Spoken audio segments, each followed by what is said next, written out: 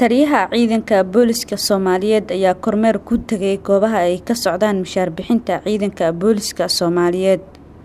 Waxayna hoggaanka maaliyadda ciidanka booliska ay sheegeen in mushaarka ay wada qaadanayaan dhammaan ciidanka booliska Soomaaliyeed. Sareeye Gaas Maxamed Sheekh Xasan Xaamud ayaa ka mid ah dadkii mushaarka qaadanayay. Mushaarkan ayaa waxaa ciidanka booliska Soomaaliyeed ka taageerayay bixinteeda dowladda Jabaan.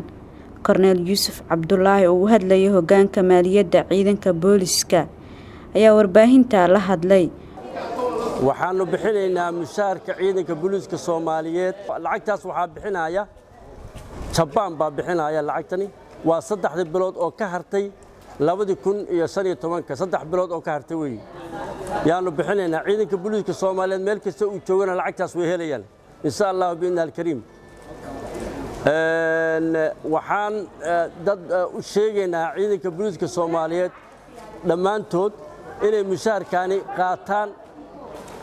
mushaarkaani oo ah kii oo ayaga ay sugahayeen 2015 lacagta ka maqneed weey sanadka cusub maaha.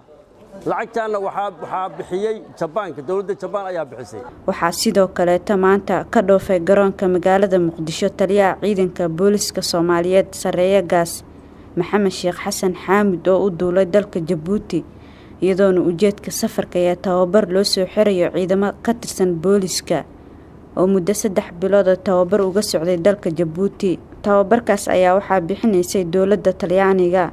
Hani Axmed, Jubbaland TV, Muqdisho.